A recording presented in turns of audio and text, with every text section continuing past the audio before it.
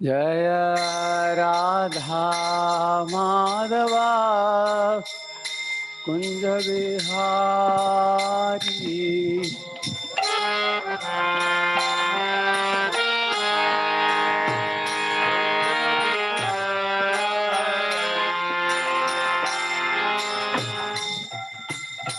Radha Madhava Kunja Vihari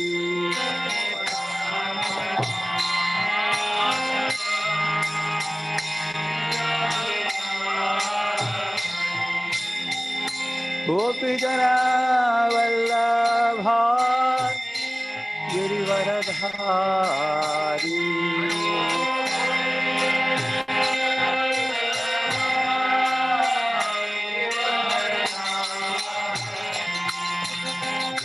Gopi Jana Vallabha Girivaradhari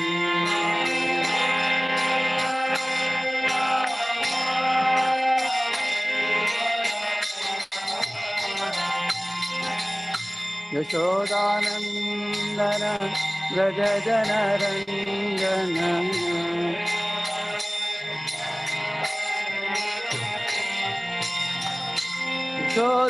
Yashodanandana Vraja Janarandana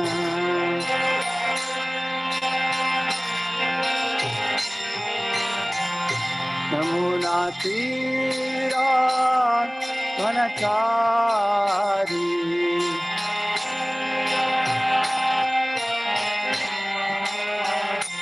Yamuna Tira Vanachari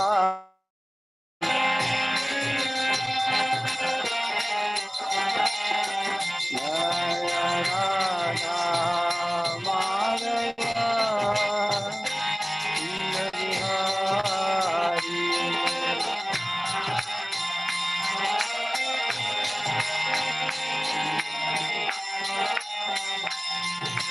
Gopi Jana Vallabha Girivaradhari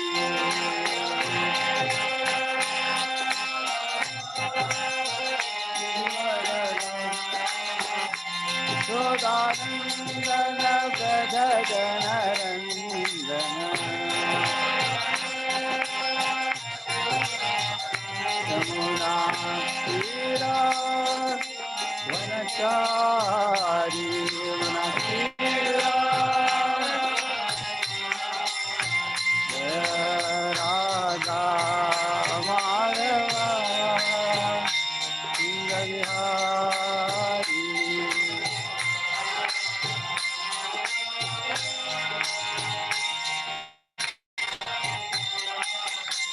Jaya Radha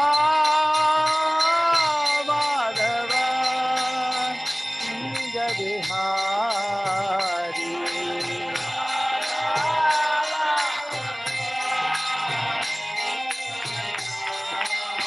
Hare Krishna Hare Krishna Krishna Krishna Hare Hare Hare Rama Hare Rama Rama Rama Hare Hare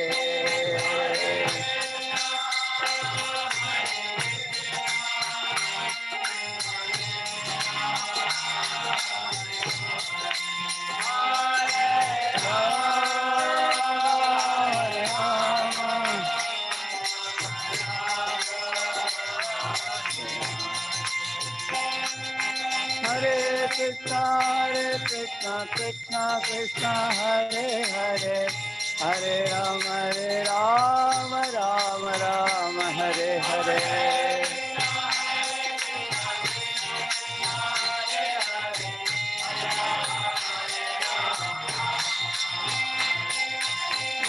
Krishna Krishna Krishna Hare Hare Hare Rama Rama Hare Hare Hare Rama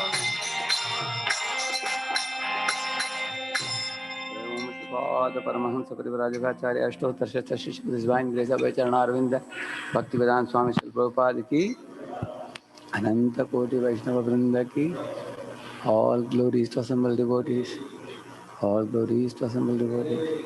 All glories to assembled devotees. Grantharaj Srimad Bhagavatam ki. All glories to all glories to all Shri Shri Guru and Guru of Gauranga.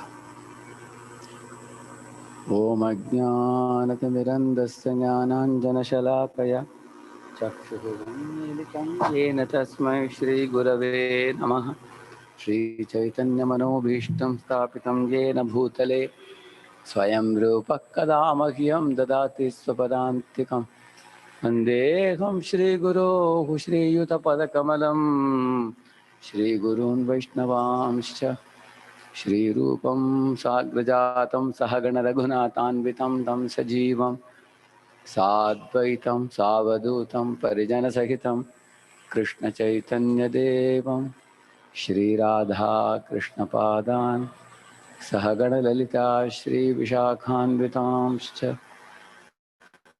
Namavom Vishnupadaya Krishna Prishthaya Bhutale Shrimate Bhaktivedanta Swaminiti Namine Namaste Saraswate Deve Gauravani Pracharine Nirvishesha Shunyavadi Paschatya Deshatarine Namo Mahavadanyaya Krishna Prema Pradayate Krishnaya Krishna Chaitanya Namne Gauratushe Namaha He Krishna Karuna Sindho Dena Bandho Jagat Pate Gopesha Gopika Kanta Radha Kanta Namostute Tapta Kanchana Gaurangi Radhe Vrindavaneshwari Vrishabhanu Devi Pranamami Hari Priye Vancha Kalpatarubhyascha Kripa Sindhubhya Evacha Patitanam Pavanebhyo Vaishnavebhyo Namo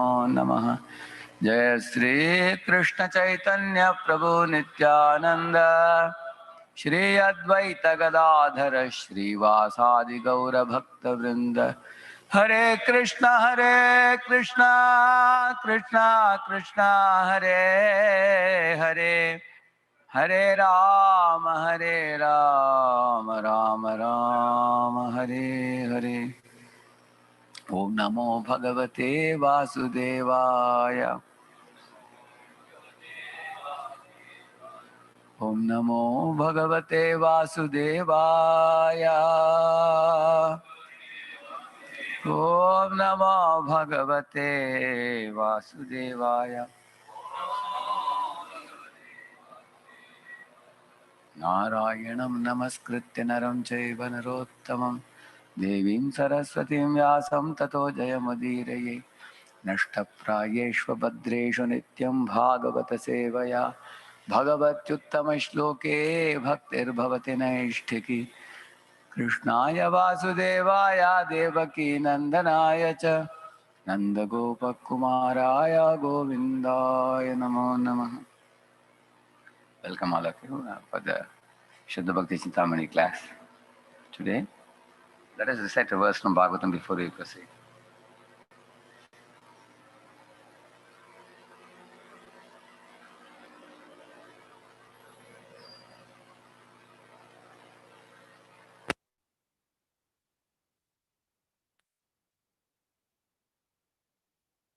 Avena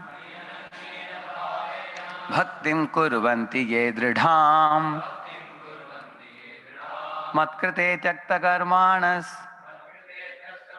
Tyaktva Svajana Bandhavaha 3:25-22 Srimad Bhagavatam. Such a sadhu engages in staunch devotional service to the Lord without deviation. For the sake of the Lord, he renounces all other connections such as family relationships and friendly acquaintances within the world.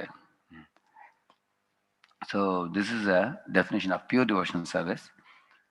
This is a Swarupa Lakshana, or the main primary Lakshana, or the symptom for Shuddha Bhakti.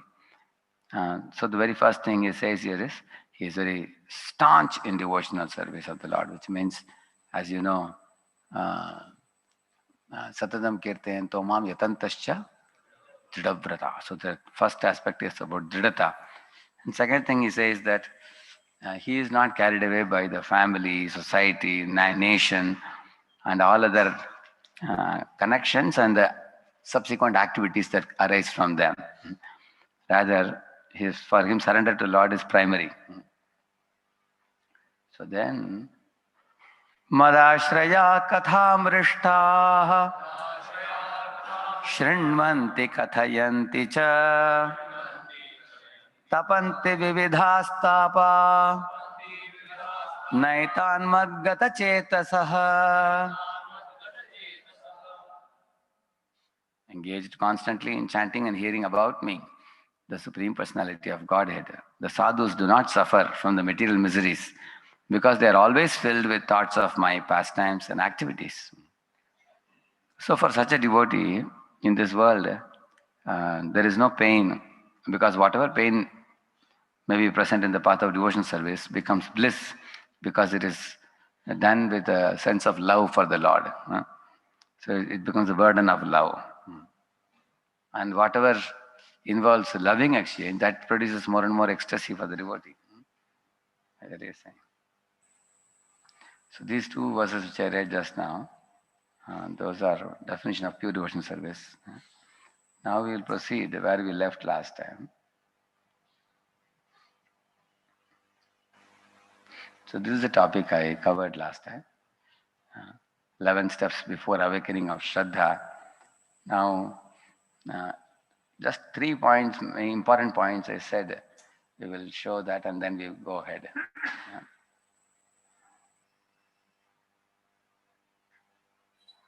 See these 3 qualities of Shraddha. If there is pure faith, there should be a firm faith in the scriptures and a distinct taste for devotion and increased strength to practice devotional service. So these 3 should be seen. So last time we devoted time in describing this.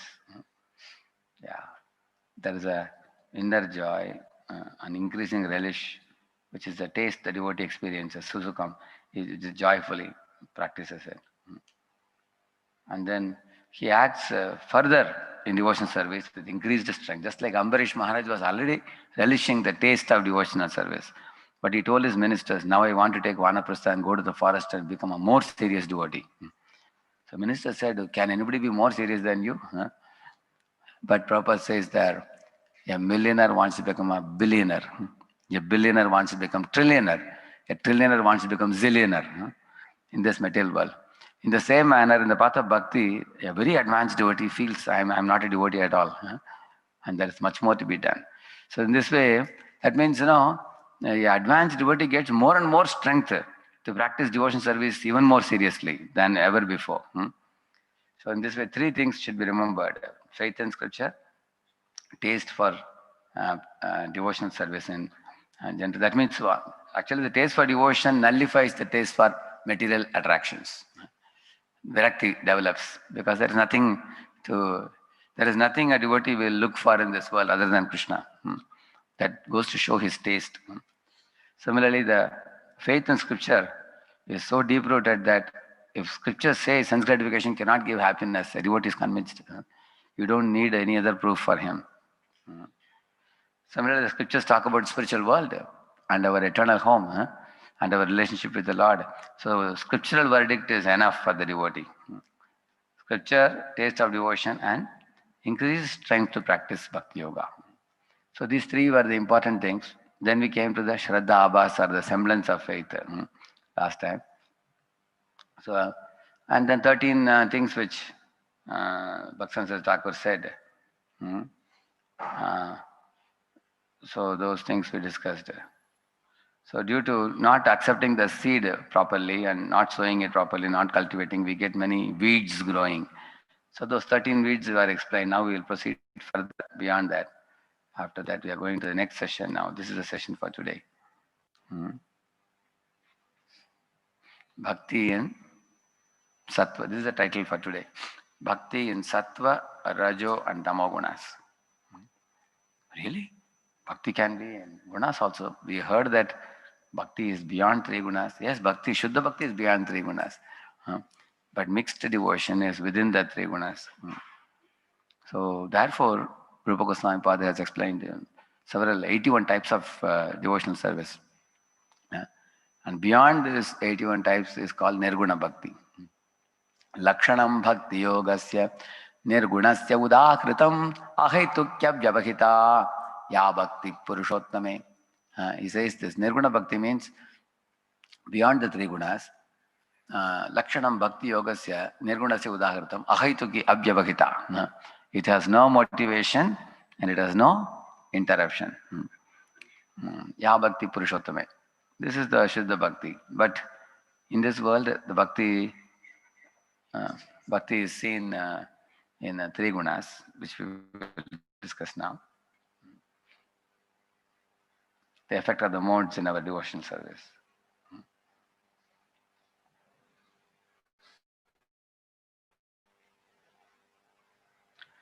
So, sometimes the devotees ask, why don't you talk more about Shuddha Bhakti? It is more sweet to hear. What is the need for discussing about the Bhakti Abhas or semblance of Bhakti, which is mixed with the three gunas and all that. But actually, there are two purposes to that, personal and preaching application. If you can learn about these 13 weeds which we discussed, we can remove them. Because in the garden, nobody wants weeds, but they grow without even asked for. Correct? No? But if one does not clean the weed, remove the garden of the weeds, then the creeper cannot grow well. Correct? No? That's a thankless task you have to do. Like sometimes there is a lot of cobwebs and dirt and dust, everything hanging in the wall and everything. So you are considering to repaint the house during Janmashtami. Some people do that before Janmashtami. So first you have to remove those cobwebs and the dirty things and the dust and dirt, everything, correct? No? Then wash the room, everything. Then you paint it. Can you paint just over that? Similarly, for beautifying our devotional service, first we should be willing to get the anarthas removed. We should be, because if anarthas are not removed, they are going to keep on coming again and again and troubling us in our devotional service. So therefore, to identify the weeds and remove the weeds, and for preaching to people, when we find people having these weeds or anarthas, then how do we preach to them? That also we can learn. I read this just as common. Just as common persons purchase gold-plated instead of solid gold jewelry, worshippers with meager piety are drawn to the indirect path instead of the direct one. So, if people don't have sufficient bhakti sukriti, they go for the indirect path. They don't go for the direct path of devotion service. Like you all know, this rolled gold, rolled gold they call it. It looks like gold, isn't it? But it's very cheap. Then you wear it. Maybe people wear it for marriages or some special occasions. Within 3 days, it'll become black. After that, it's only for show off. After some time, you come back, it'll be blackish. Similarly, the indirect path or the mixed path, it's not it looks similar to the pure path externally. So the pious people and spiritual people look very similar externally because both go to temple, both bow down to God, both perform religious activities. So anybody can be deceived by seeing them externally. So therefore, those three things we said: the faith, the firm faith in scriptures, and the strong taste that one feels in devotional service, which makes them reject all the other attractions and allurements of the material world. And thirdly, the increased the strength to perform more and more and more devotional service, and also to propagate devotional service. So now let's one more important thing in the path of devotional service. One who has received the seed should not be proud. But you should consider that I am a recipient of good fortune and somebody else is unfortunate. Let me make the unfortunate people into fortunate people. Bhagyavan Jeev. And the seed I am giving is not my seed. It's given by the Guru Parampara coming in the line. So this is very important. Otherwise we may look at the people of the world like demons. and as if we are demigods or we are like pure devotees. So that attitude itself will spoil our devotional service. So one should think that because I received the good fortune of the seed of devotion service, I am blessed. But there are many people who have not yet received the blessings. So we feel sympathy for them. That's why Anukrosham Gunadamat is saying. So in fact, preaching is actually a very compassionate activity. When we see people who are suffering in this world, yeah, first of all, a devotee feels pity even for their material sufferings also. Why they're, it's like imagine, try to picture as a boy in whose leg a stone is tied, sharp stone is tied and with a rope and is running and hitting his leg again and again. The false ego is like that only. False ego, the more we possess false ego, we will have trouble everywhere, wherever we turn around. So Bhakti Yoga helps to cut the rope. Then you are freeing them from false ego and then giving them the original identity of being Krishna's servant. Blissfully, therefore, Susukam Kartam Avyayam. So, but most people are not ready. You go near them with a knife, they think you are going to kill them. You tell them, I'm just going to cut the rope. Let me relieve you of the false ego. They are not ready. So one has to do it very carefully. As probably you have to give them a gulab jamun. By the time they're eating, you cut the false ego. Remove the rope, remove the stone from their feet, and then they can be set free. So in this way, if you tell them that, why do you buy this roll gold? Why don't you buy the solid gold? Roll gold is 1 rupee, solid gold is 1 lakh rupees. They are not ready for it. They think that they are more intelligent. They purchased it very cheap. But they don't, little do they understand what they purchased is cheating. So therefore, okay, read that. How? How an effective preacher deals with the people of impure faith. Despite the inferiority of the indirect path, at times Krishna recommends it to the faithless and ignorant. And there is a reason for this. If people are faithless and ignorant, they are not dismissed by Krishna saying that your atheistic fellows get lost. No. He recommends another path. Na buddhi vedam janayet ajnanam karma sanginam joshayet sarva karmani vidvan yukta samacharan. Yeah. So as not to disrupt the minds of ignorant men attached to the fruitive results of prescribed duties, a learned person should not induce them to stop work. Rather, by working in the spirit of devotion, he should engage them in all sorts of activities for the gradual development of Krishna consciousness. Yeah. So you will see there are many businessmen. They have a lot of respect for religious people and pious people like Brahmanas performing yajna, or they have respect for the Lord in the temple. Why they have respect? Because they understand by my own effort, I can make some money in my business. But if somebody goes to temple and bows down to God, and the godly people are capable of offering blessings because they have seen with their own eyes somebody who receives material blessings, they flourish in their life. So therefore, even you find Sethjis and all, they are ready to sit in the yajna and take part for some period of time, and they give dakshina to the brahmanas. They give some charity, and they know that thousands of times it comes back to them. They will flourish in their life. They have that implicit faith. So for expanding their material program, they don't mind connecting with sadhus, brahmanas, going to temples. In fact, our Gaurakrishnas Babaji used to face terrible problem from business people and all coming to meet him, begging for blessings. One fellow came with a gold chain in his neck. He came for Ashirvad. So Babaji told him, first you give up this. Give up all your ornaments and decorations and everything. Wear a kaupian and come. Let's both chant together. That fellow ran away. So you will find people generally come for Ashirvad. They think Babas are very powerful. If Baba touches my head, that's all. Instead of getting 1 lakh, I'll get 10 lakhs. People think like that. They come for such.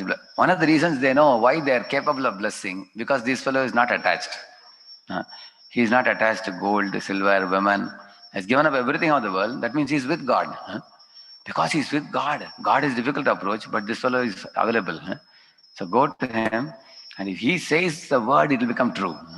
If he gives a blessing, it will become fulfilled. They have that faith. Pious people, they have faith, so they go for receiving such blessings. So what Krishna is telling here, don't drive them away. You can Joshiyat Sarva Karmani, he's saying. You give them some Krishna conscious project to do. For example, a rich man comes to you for material blessing. You tell him that, okay, give a piece of land. You have so much, 100 acres land. Why don't you give 2 acres for Krishna? And then you will flourish in your business. Okay, he gives 2 acres of land. So in 12.10, Bhagavad Gita, Prabhupada says that, our society requires land, we require money, we require manpower. Correct? Now we require recommendations at the top level for conducting Rath Yatra festival and things like that. So we need all these things, Prabhupada says. So such people who are materially inclined for materially flourishing, they should be sympathetic to the propagation of Krishna consciousness. There are some students also, they ask, Prabhu, I have a very strong desire to go abroad and start my own .com company. And I want to make millions of dollars. Will your Krishna bless me also? So what would Prabhupada say? Prabhupada would say, yes, why million? Make billion, but half a billion give to Krishna. Whatever you make, 50% you give it to Krishna. Then you keep balance with you. That's how Prabhupada would inspire anybody who is very much determined to make money. In this way, we don't have to tell the people, what is the use of your $1 billion? Get lost. If you cannot chant 16 rounds, you are useless. We don't say that. Okay, if that is your only inclination, money making, make and give 50% to Krishna. So that's the meaning of Joshiyat Sarva Karmani, Vidwan Yukta Samachara.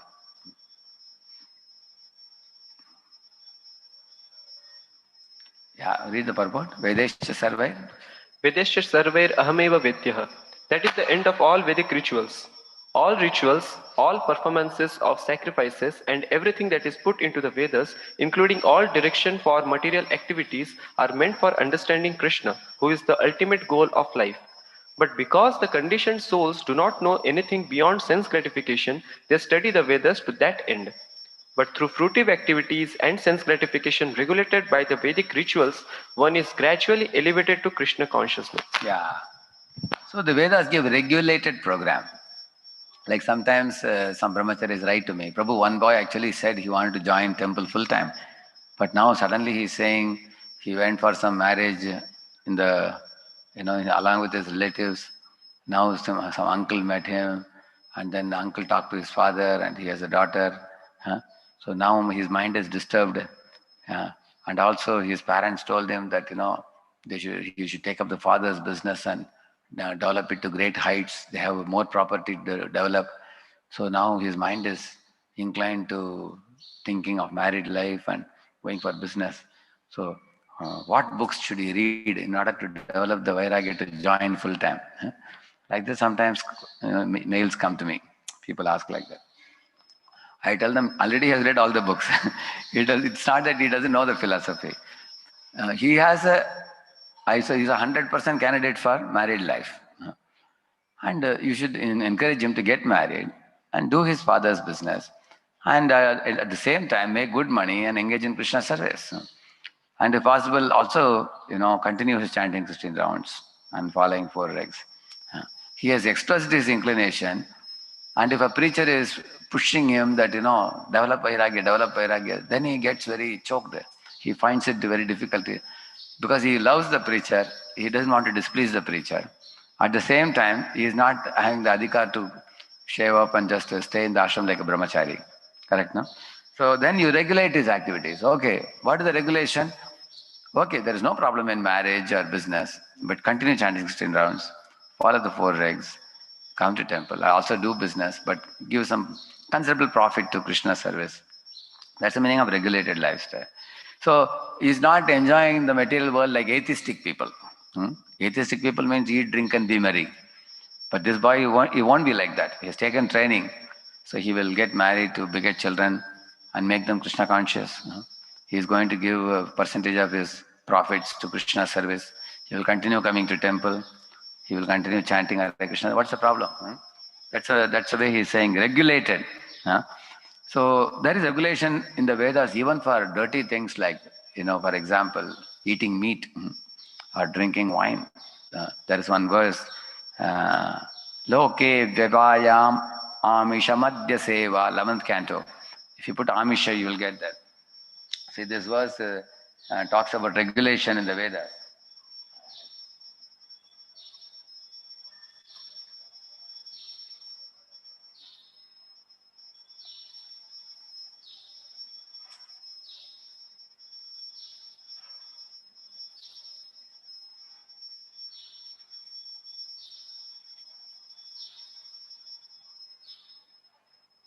This is the verse. Loke Vyavayamisha Madhya Seva Nityagi Janto Nahi Tatra Chodana Vyavastitisteshu Vivaha Yajna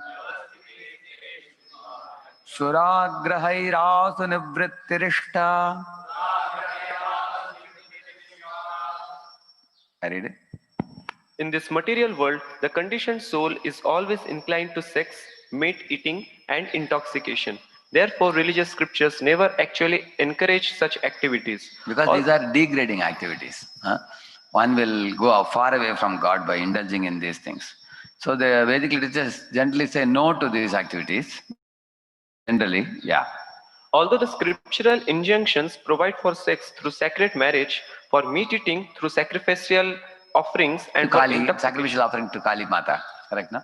One is allowed to offer. Even Muslims have that Qurban. They also call as halal and haram. Halal means meat lawfully accepted. That means you accept meat. Actually, you don't purchase meat. You kill an animal in the mosque only, and you don't cut it. You allow some nerve to be cut and bleed profusely, and then it doesn't feel the pain only. And then you cut the animal into 8 parts. 7 parts you have to give in charity. Only 1 part should be eaten. Then it is called halal, otherwise haram. Yeah, go ahead. And for intoxication through the acceptance of ritual cups of wine, such ceremonies are meant for the ultimate purpose of renunciation. Renunciation, really? These are accepted renunciation, you may have a question. That means somebody is, allowed sex within the marriage, and they are allowed to eat meat after offering to Allah or Kali or somebody like that. And they are also allowed some ritual cups of wine in limited quantities.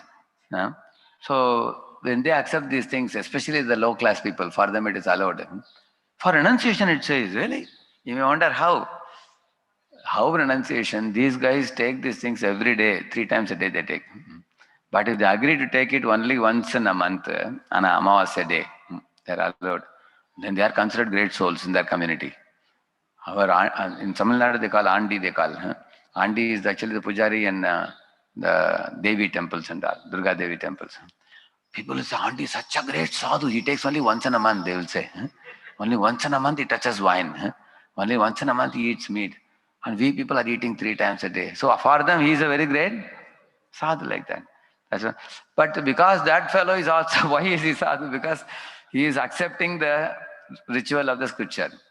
Correct, no? He is sticking to the scripture. Therefore, it is mentioned, yeah. But it's given for regulation, he says. Okay. And they are gradually elevated. A time will come when that fellow will give up completely. Yeah. Therefore, a realized soul in Krishna consciousness should not disturb others in their activities or understanding, but he should act by showing how the results of all work can be dedicated to the service of Krishna. See, in one of the IITs, they had one temple, some Padmavati, some Devi temple was there. So for the opening of the Devi temple, they invited one ISKCON preacher. So, and they had called 300-400 people, professors, students, everybody had come. And of course, this ISKCON preacher was from abroad, very innocent, simple devotee. So as soon as he went to the temple, they asked, who is the deity here? He asked. And he saw one Devi was sitting inside. So the whole lecture he gave on demigod worship very strongly. He said, Tat Bhavati Alpa Medasam. Very strongly he condemned the worship of Devi worship and Only Krishna is the Supreme Lord, Ishvara Parama Krishna, he should be worshipped and all that. And after that, people developed a very strong aversion for ISKCON people. And in fact, they didn't allow him to complete the lecture also. They sent a chit immediately within 20 minutes. He was supposed to speak 1 hour. They sent, because it was opening of Devi temple, they didn't expect any lecture like that. So they felt very offended. They said, thank you for your coming. Please kindly close your lecture and push off. They had packed him and dispatched him away. And lot of bad vibrations came because of that. And later on, when ISKCON actually wanted to preach, they were not allowed. They were not even allowed to put their feet also inside the college. I mean, it's a college means college and quarters and everything, campus and everything. But the point is, a devotee should be mature. If you read, recently I was showing in Devi Bhagavatam, for example, Brahmaji is telling to Devi, oh Devi, you are not Brahma, Vishnu is telling Devi that when I become Vatapatra Shai, Krishna, you become like my mother, and you are, putting me in a cradle and singing the cradle for my pleasure, and just like an elder sister cares for a younger brother. So Lord's Leela is like this. Lord appears to become subordinate to Devi, but if you read Devi Bhagavatam very carefully, again and again it says that Devi does all this activity for whose pleasure? For the Supreme Purusha. So there is no contradiction in scriptures. The contradiction is in our head only. So if you see, the Shakti becomes superior when then there is love between Shaktiman and Shakti. So the Shaktiman becomes subordinate to Shakti when there is exchange of love.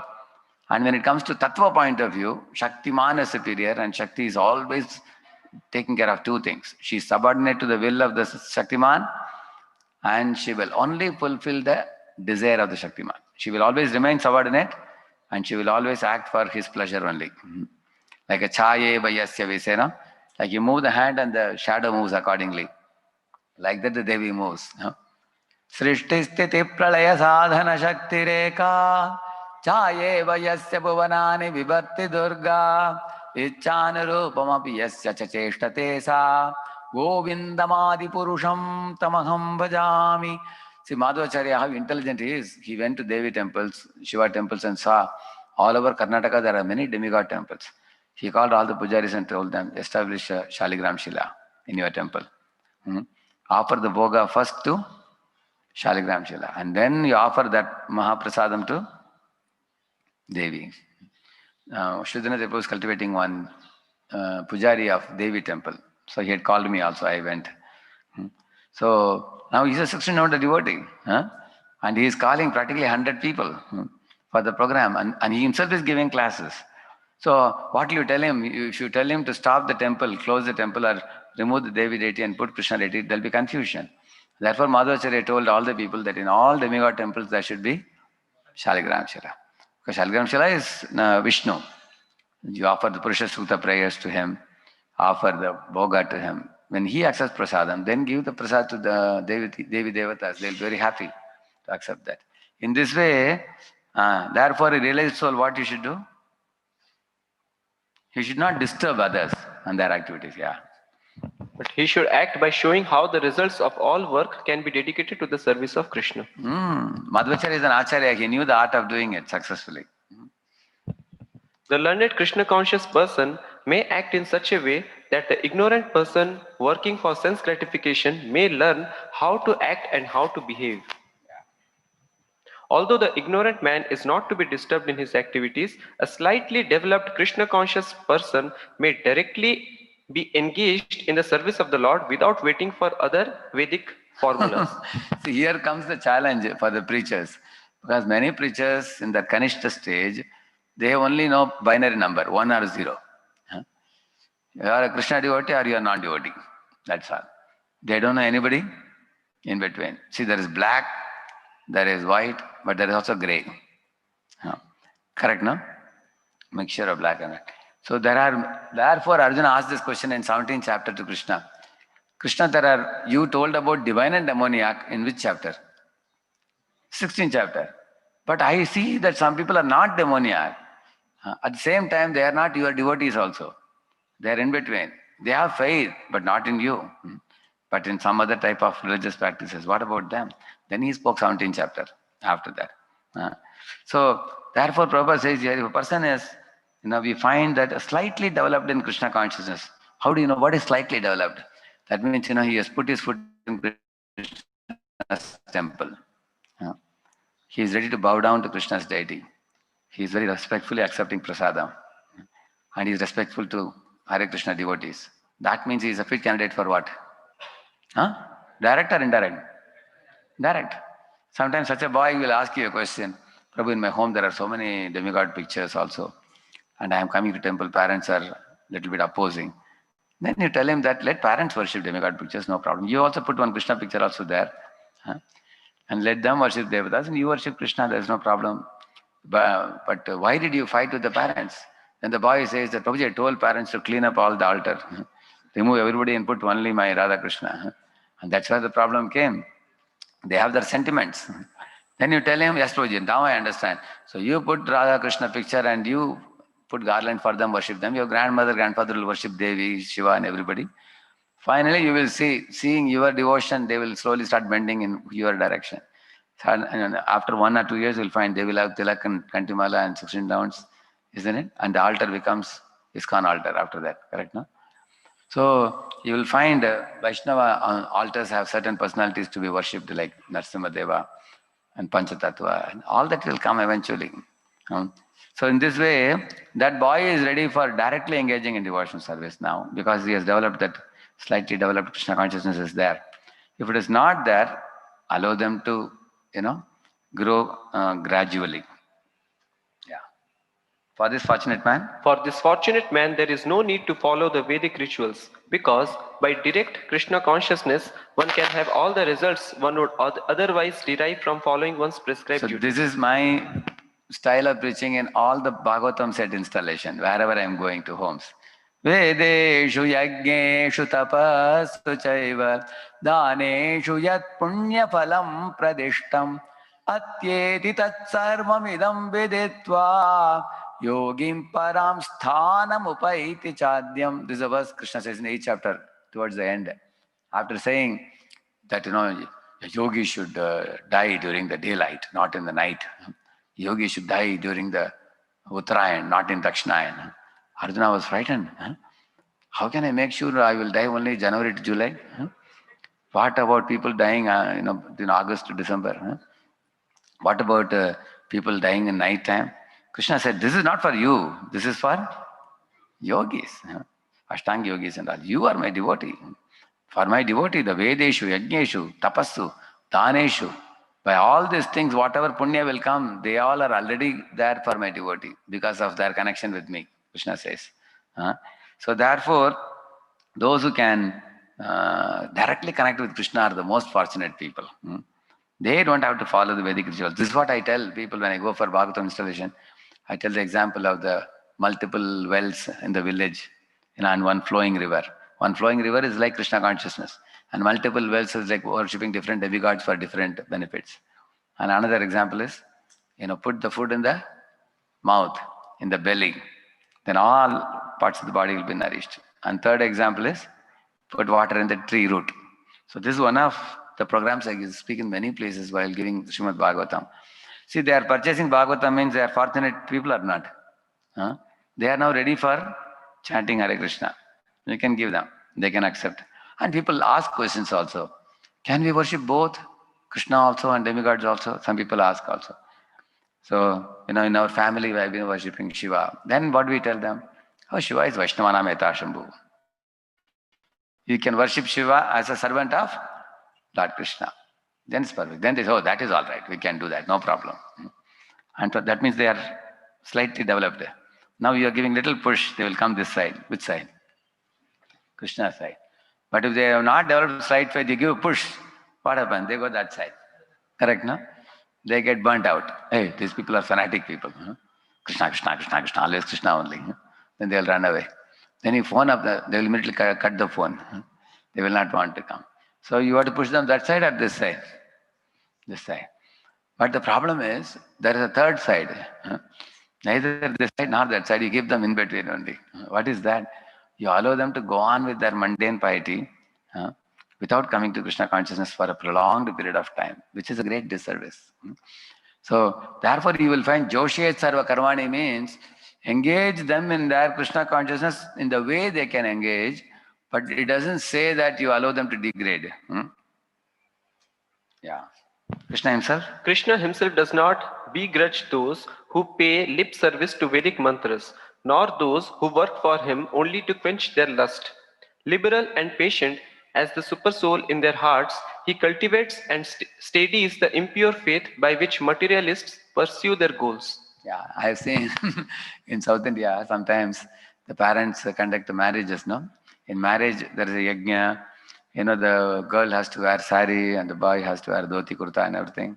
Not kurta, I mean dhoti. And they are made to sit in the yajna. Because the father, mother of the boy and father, mother of the girl, they have faith. Because they are traditional people. But the boy is in America, girl is in Canada. But now they have called them now. And the girl is wearing sari for the first time. She has not worn sari at all for long. Similarly, the boy is wearing dhoti for the first time. His dhoti looks like, he walks like this. And they tell him, sit in the yajna. And the boy is wondering, such a smoke is coming, And father says, you have to say, beta, baito. I'm getting one phone call. No, phone, keep the phone aside, sit down. So who has faith in this? Parents have faith. And the pujari is telling, please chant after me. And then he's saying, Sankalpa taking. And the boy cannot pronounce one word in Sanskrit. So many of the pujaris tell the boy, because his accent is also very much American accented. How will he pronounce Sanskrit? And the pujari says, I will chant everything. At the end, you just say, Swaha. At least Swaha will come out of your mouth. Okay. And that's what most people do. They are unable to chant. In those days, people would be told to chant every word. So in this way, you find that they give lip service to Vedic mantras. You understand? This kind of people. They give lip service means what? Service is only here. It's not here. Because see, the boy and girl are connected strongly emotionally to parents. And the parents are strongly connected to faith in the Brahmanas and the Vedic chant. Because of that, the son and newly wedded wife, they are also obliging to chant the Vedic mantras. This is how it works. And because of that, they get some punya by that. So in this way, they can cultivate and steady the impure faith gradually in pursuing their materialistic goals. See, what happens is, in the sacrifice, they feed the Brahmanas. They also offer the grains and silk and all those things in the sacrificial fire, which is tongue of Vishnu. Then they also chant the Lord's names in the beginning and end. Hare Om. You will always find, although further many demigod names are chanted. Shamno Mitra Shambarunah Shamno Bhavat Paryamam Shamna Indro Brihaspati Shamno Vishnurukramaha Namaste Vayo Tvamevam Pratyaksham Brahmasi. I'll complete it. Tvamevam Pratyaksham Brahma Vadishyami Ritam Vadishyami Tanma Bhavatu Tat Bhaktaram Avatu Avatu Mam Avatu Bhaktaram. Om Shanti Shanti Shanti. So it began with Harihi Om. The other day we were talking from Shveta Upanishad and Kena Upanishad. We see that they end with Vishnu's name. Or they begin with Vishnu's name or end with Vishnu's name. So that way the seed of the holy name is there in the Vedic mantras also. So their obedience to the Vedas, the seed of Lord Hari's name, plus their, they're achieving material goals only with the permission of the Vedas. That's what makes it very special, isn't it? Like, for example, I have seen small kids, when we were very small kids, and children would ask, Mama, can I go out and just experience the rain and come? Yeah, rain means drizzling. So my mother would say, hey, don't go out, you will get fever. Child will again ask, Mama, please. So I used to think, why to push the mama so much? You just go and enjoy. But can the children do that? Somehow or other, mama should say, okay. Then only they will go. And this is the way the Vedic followers are. Vedic followers want to do nonsense, but they cannot do. Their hands and legs are tied because they have faith in the sadhus, faith in Vedas. Then can we do this much, this much, this much? They would say, no, no, no. Okay, at least this much. So this is obedience which is going to turn into bhakti eventually. And same with in Krishna conscious movement also, when we become devotees, somebody may be angry with the superior that is not allowing him to do something.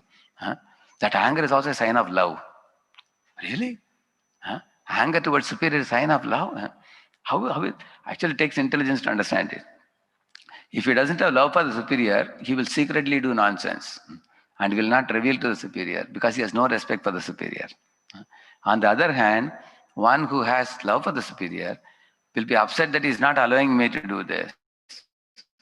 But he wants to continue to be obedient to the superior, you see. So this is a seed which will eventually develop into bhakti. Yo yam tanum bhakta shraddhaya architum ichchati tasya chalam shraddham tameva vidadamyaham. Here Krishna says that even their faith in the demigods also is given by me only, he says. And whatever goods demigods are giving them is all supplied by whom? Krishna only. See how Krishna acts is miraculous, no? Like here he tells the materialistic worshippers, go to the demigod. The demigod can give you this. And here he's telling the demigod, please take this gift and give to that fellow. He's giving to the demigods also. So demigods take gifts from Krishna, and by giving it to the worshipper, they get appreciation. From whom? Their worshipper. And Krishna, super soul in the heart of the worshipper, tells him, because you have this material desire, you can't come to me directly. I don't mind it. You can go to that demigod and seek for this benefit, and the demigod will give you. This fellow says, thank you, you understand me.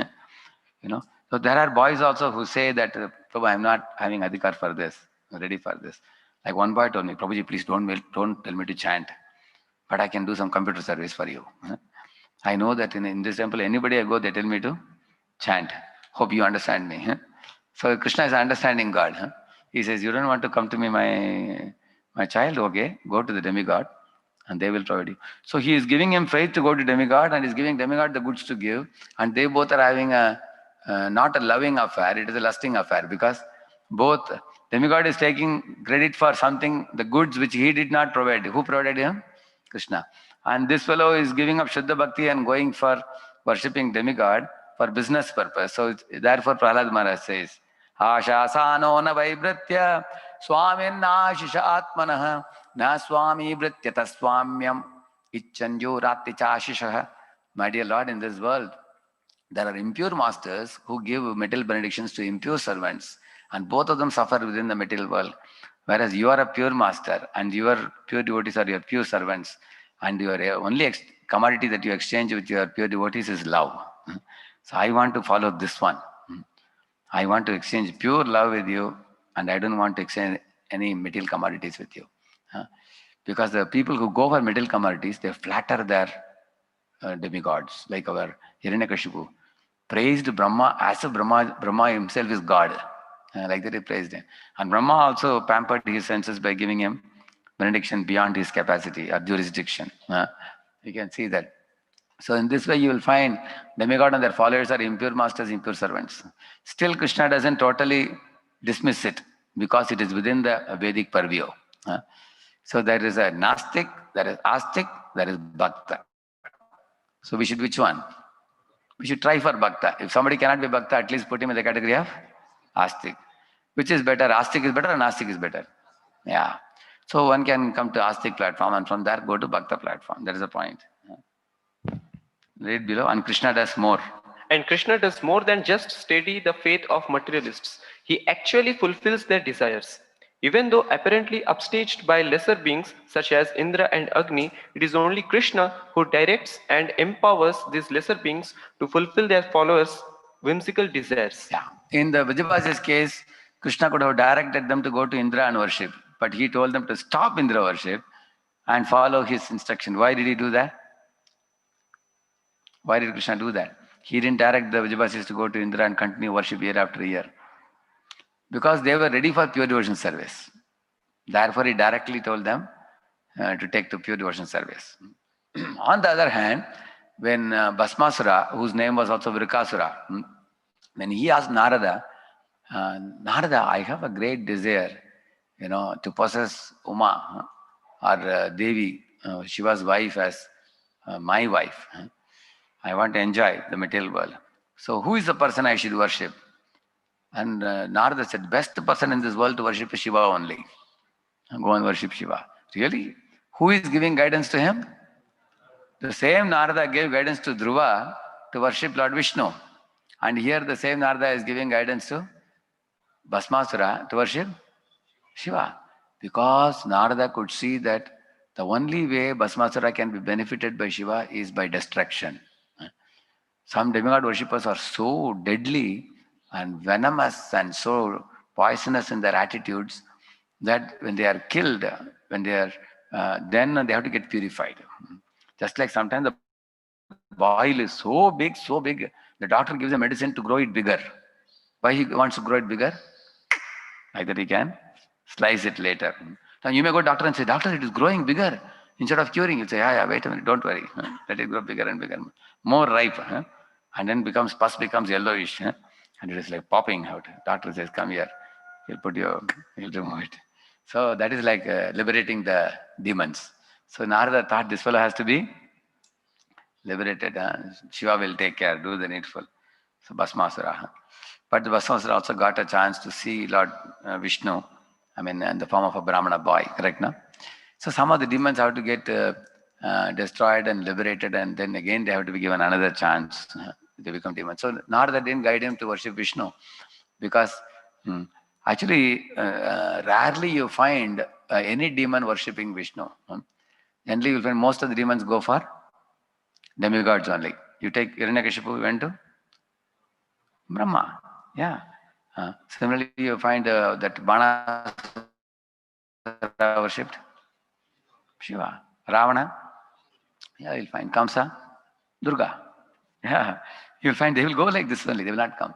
But there is one pastime where two demons, brothers, they had a mutual meeting. They said, hey, these Vishnu Bhaktas are very intelligent. We go to demigods and we get killed. We will go to Vishnu and worship now. Some more revolutionary idea they got.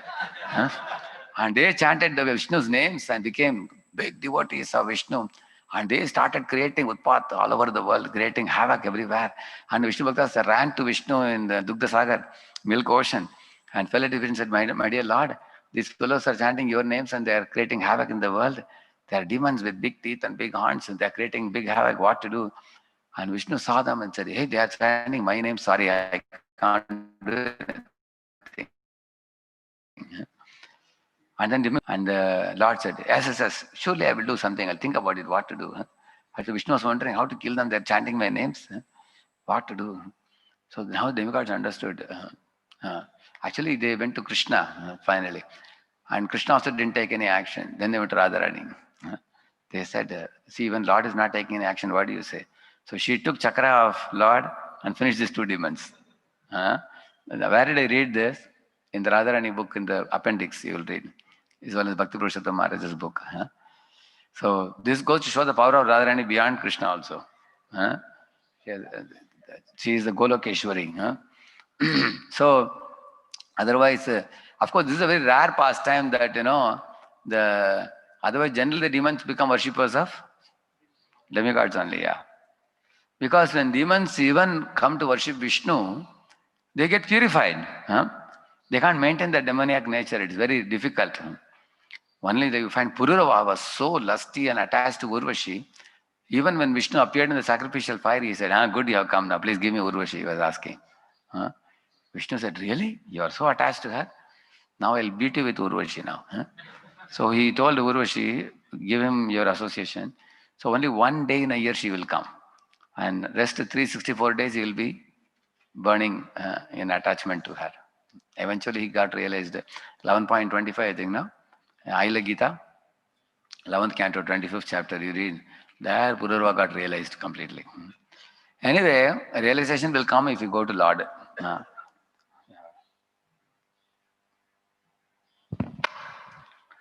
Krishna's purpose. Same thing, same point. Because trust, they have the trust in the Vedic system. Even if the trust is not in the Lord, at least it is better for them not to have any faith at all. At least some faith in the Vedic system they have.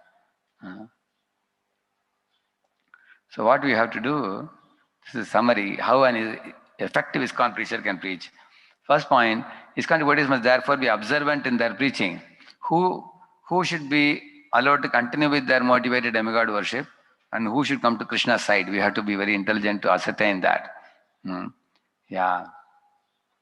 And then sometimes the people don't want to chant Krishna's names or avoid certain habits. They don't even want to hear anything about surrendering to Krishna or performing duties to Krishna. Sarvadhanam Pradheja, they are allergic to that verse, people. So therefore, artificially, if you try to make them Krishna devotees, it becomes counterproductive, he says.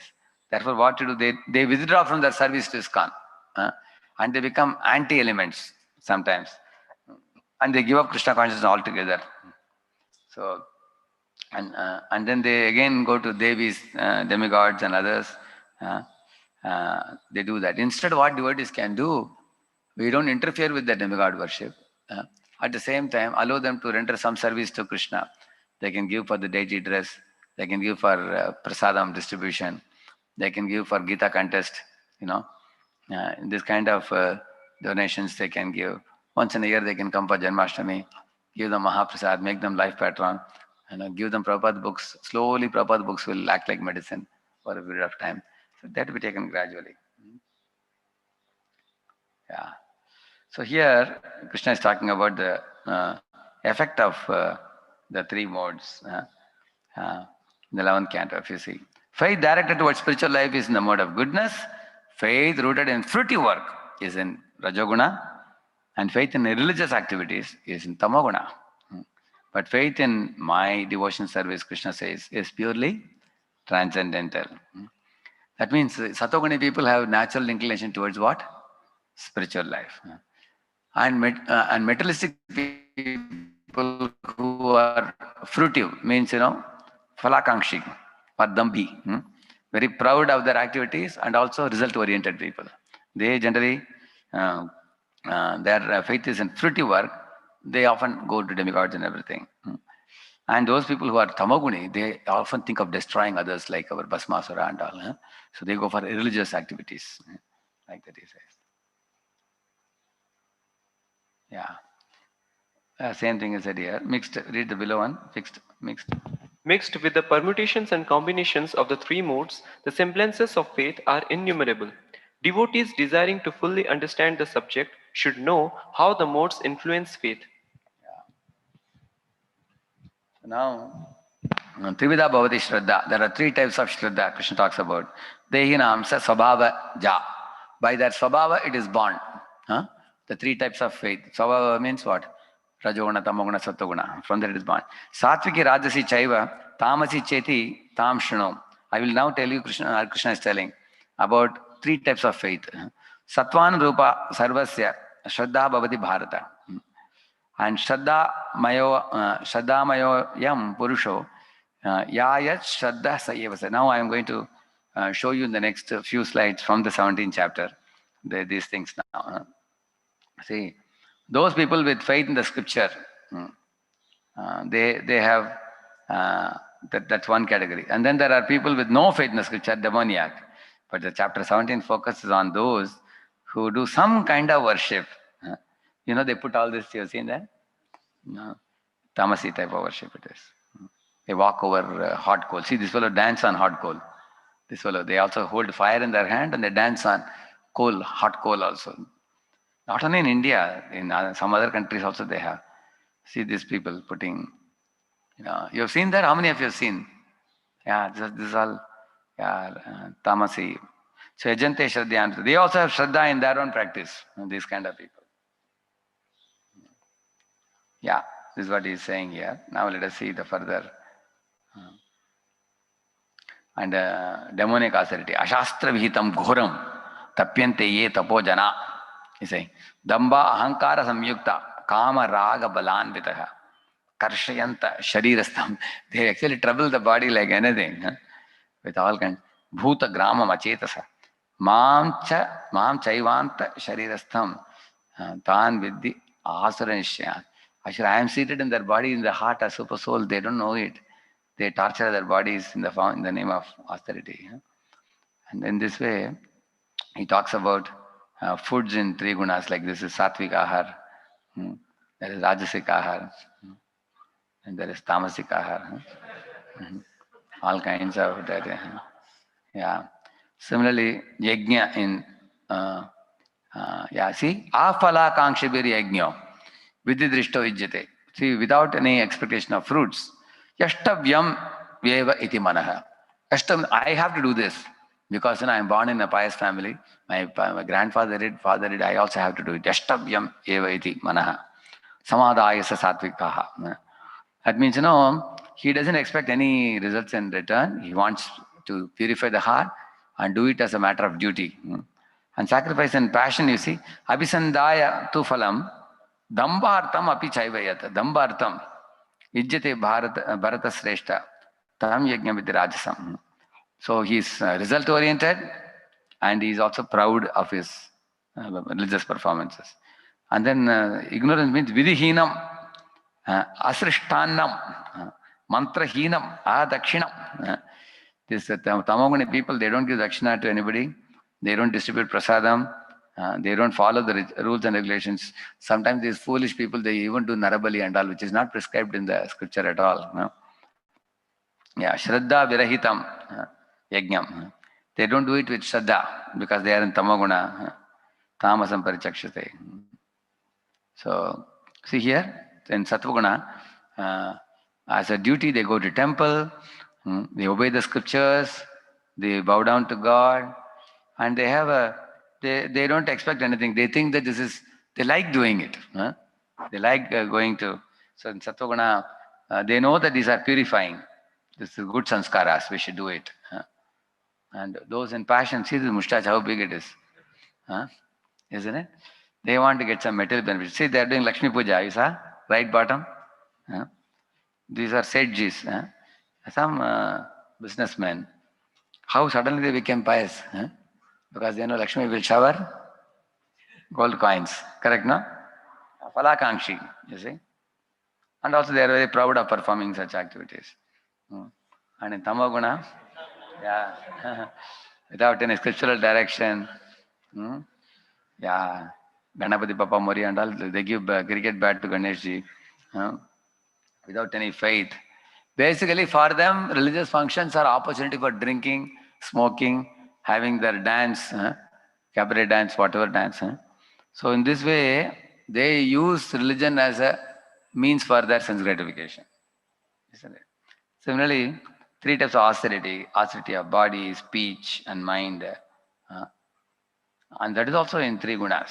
Now I will not get into that. Now let us go ahead. Okay. Everyone possesses some type of faith. Read it below. People may have faith in different things in different ways, but because everyone is either under the modes of nature or transcendental to them, everyone possesses some type of faith, even those who deny that they do. Empiricists may argue that religion is defective because it is based on faith. Srila Prabhupada's answer, as already mentioned, is that every action is based on the contemplation of a plan which forms a seed or bija. Yeah, everybody has that seed. They may say, I don't have faith in Krishna, Rama or something, but they have faith in something else. Everybody has some faith. How is the Vaishnava's faith influenced? This is why Lord Kapila says this. There are multifarious parts of devotion service in terms of different qualities of the executor. So he says that mode of goodness, passion, ignorance. That's what is said by Lord Kapila. Read below, he explains. He explains that impure faith arises in the hearts of those who are overwhelmed by past bad habits and are unable to dedicate themselves exclusively to the Lord. See, we all want to exclusively dedicate ourselves to Krishna, but because of our past habits overwhelming us, we are not able to. Therefore, he says, then let us learn about that. Read that. Symptoms of deviation. Practicing devotees who do not take full shelter of liberated Vaishnavas and their liberating instructions are victimized by their own previous conditioning. They then succumb to their lower nature. Rather than the mercy of pure Vaishnavas dominating the development of their faith, such things as the results of offenses, thirst for impermanent, and weakness of heart infiltrate. Basically, sins and offenses, they are downward vector. And our affection and alignment with the Vaishnava superior is upward vector. So if upward vector is weak, then downward vector takes over. Sins and offenses, they become very weighty. But if upward vector is strong, I have affection for a great Vaishnava and I faithfully follow his instructions, then that becomes strong. Then upward vector takes me up and then this becomes weaker. On one hand, I avoid sins by following strictly four regulative principles and I avoid 10 offenses against the holy name. So in this way, by we have to reduce the magnitude of the downward vector and we have to increase the magnitude of the upward vector. Yeah, that's the secret. The conditioned faith. The conditional faith acquired under such circumstances, which resembles pure faith but is not based on exclusive dependence on Krishna, is called the semblance of pure faith. Yeah, actually we are also doing devotion service only, but it is not, it resembles Shuddha Bhakti. Like Shuddha Bhaktas dance madly, we also dance madly, correct, no? But we know our attitude is not fully surrendered yet, isn't it? So pure devotees also sing sweetly, we also sing. Pure devotees glorify Krishna with Bhagavatam, we also glorify. So we do our devotion service of purification, whereas they do it out of ecstasy. They don't do it as a duty. We may do it as a duty or for purification, or it is the right thing to do. It is, I'm supposed to do this. We may do that.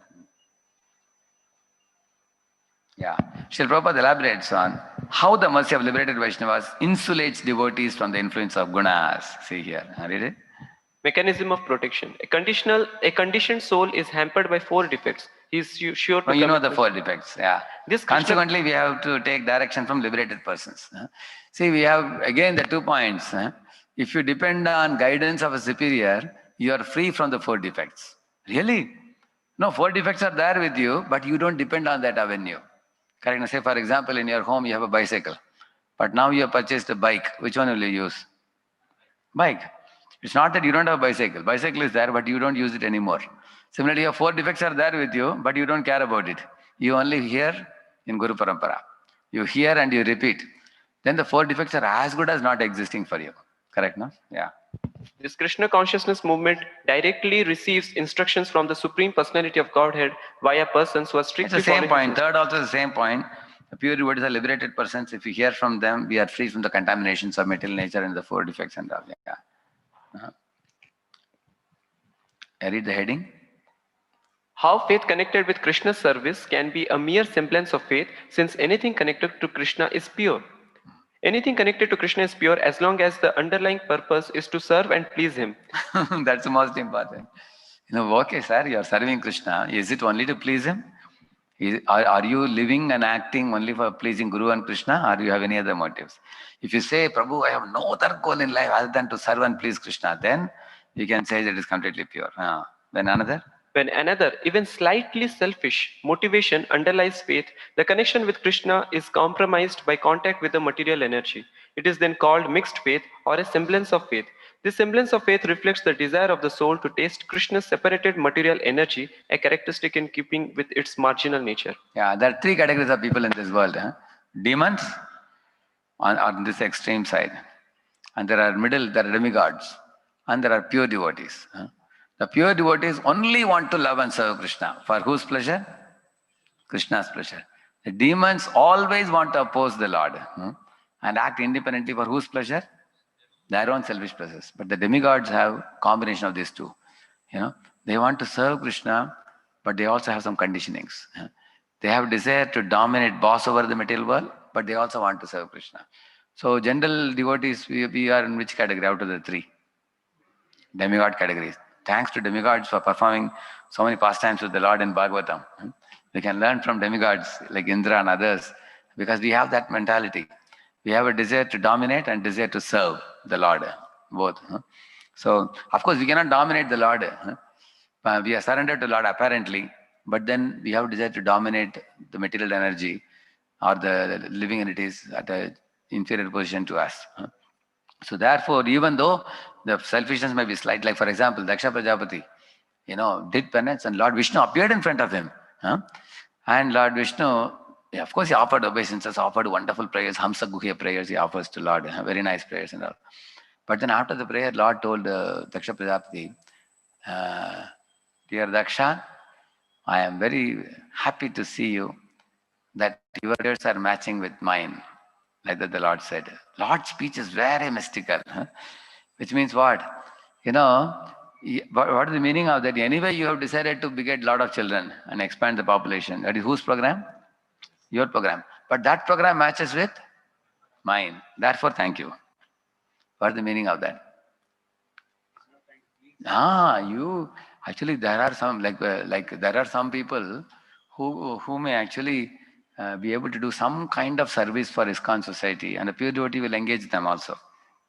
Uh, Haridas Prabhu once was telling, I used to be awake all night, and I told Prabhupada, I was a thief before, I was awake all night. Now I become a devotee. What I should do? Prabhupada told, okay, you drive the dogs, which disturb my record making in the morning. So Prabhupada engaged him in the night. So gradually, by doing that service, he will get purified, and then now he will sleep early, and now he is a very, very advanced devotee. He may sleep early and rise early in the morning. Now he doesn't have to drive the dogs. Now who will do that? One more night waker. You can tell him. You can shift the service to him. Now in advance like that. But why I am saying this, you will see that the pure devotees can engage practically anybody in all types of services. In this way, we may have slightly or even more strong material desires with which we may come to Krishna. Yeah. Yeah. Some persons Yeah. understand that the ultimate goal of life is devotional service, but at the same time think that their immediate purpose must remain to fulfill their own necessities. Others reject the spiritual supremacy of devotional service and practice it merely to realize their own selfish ambitions.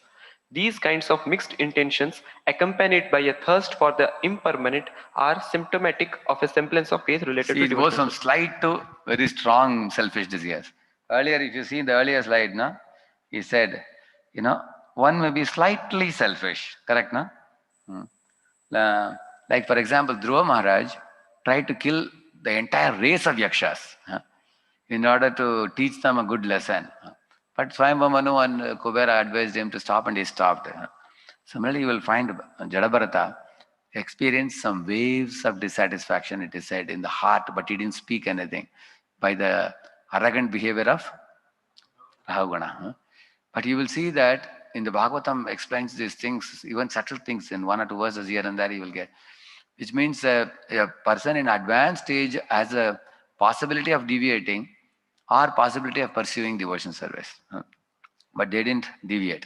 These two personalities strictly adhered to the instructions of the superiors, and they succeeded in their life. So there may be slight desire. Or here you find somebody thinks that, okay, I will surrender to Krishna, but right now I will work on this and then I will surrender to Krishna. There are people like that. But another category is they altogether reject Krishna and they get into all kinds of selfish things. For them, devotion service is lip service. They may wear tilak, kantimala, looking like a devotee, but their activities are all non-devotional. I mean, non-devotional in the sense that far from devotional, they become quite materialistic. In this way, there are mixed intentions and thirst for the impermanent. Asat Trishna, we call it. And this is called as Shraddha Abhas. And what is the only Can devotees free themselves from the influence of the modes of nature and regain their pure faith? This is a verse only by the association of devotee. Mahiya Sampad Rajo Abhishekam. Only by taking the rest of pure devotees, eventually they will give up Shraddha Abhas and come to Shraddha. Their only hope to do so is to stay with and hear from Vaishnavas who have pure faith and transcendental knowledge. The company of Vaishnavas. Therefore, in GV also, Gaurang Prabhu arranges many short-term, power-packed, camps. Like for example, Chaitanya Charitamrita. You say 3 days, 8 hours a day. Many of the people who are materially inclined in this world, they are ready for short-term tapasya, which is very, very power-packed. And they like a little passion also they like. Somebody says, if you tell him to circumambulate now Chandra 108 times, they will do it. Even we may be lazy. But they are very enthusiastic. You've seen that people? Similarly, you say Adhik Mas. There are people in Adhik Mas who are ready to do severe tapasya. Like one fellow was doing Bhishma Panchak, 5 days only. Fruits. I was telling, 5 days we survive on fruits, yeah. But he said, see, Prabhuji, you have to clean the system also, you see. we have put so much junk food throughout the year, at least 5 days, then it doesn't have any much spiritual content. Huh? But some people spiritually also do, Bhishma Panchak they do. They actually feel that I will do some tapasya to control my mind and senses. Lord will will be pleased with me. So they want to subdue the senses and lust. So they follow Bhishma Panchak, which is good. Huh? But what I am saying is, how many of you observed that for short term but power-packed austerities, many Indians are ready to do? You observed that? Yeah, these are religious people. Huh? So therefore they may do. Huh? And similarly, you tell them, you come for yatra, everybody is ready. 1 week, 10 days, they will come. But you tell them to come for a weekly program, will they come? They won't come. Therefore, we hold camps. Regular camps. These kind of people who are materially oriented, but they will be ready to take out bulk time and come. And that bulk time, you should give them such an inspiration that they will come for a weekly program after that. The company of third one. rendering service to the liberated devotees gives neophytes the strength to resist their lower conditioned nature and to stick to the higher. Stick to the higher nature, yeah. And then fourth one. Devotees who neglect to keep company with superior Vaishnavas, however, are unable to control their lower nature, and their impure faith leads them away from the path of pure devotion to the Father. There's the angel in us, animal in us. You feed the animal, we will run in the animal direction. We feed the angel, we will go upward. That's the point, yeah. At the present time, people are confused by religious zealots. For purported religious cause, fanatics are not only ready to sacrifice their own lives, but to take the lives of others. This is talking about people who are promised that if you become a live bomb, you will get a place in heaven and things like that. Foolish people. This Tamoguni faith they have. Some irreligious, so-called religious teachers, they tell these people that you give up your life for God and then you will go to heaven and you will enjoy beauty queens there, apsaras and things like that. They have been cheated like that. So in this way, there are misplaced faith also people have.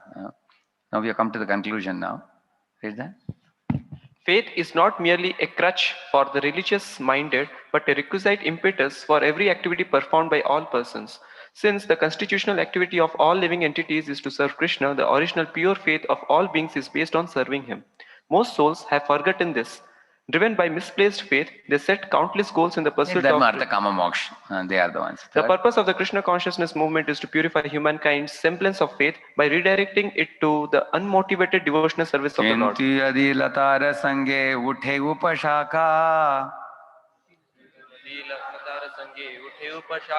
Bhukti mukti vanchayata asankyatara lekha.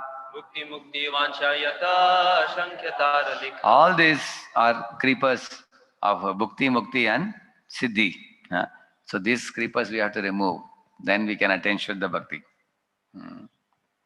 Yeah, thank you, Shri Prabhupada ki.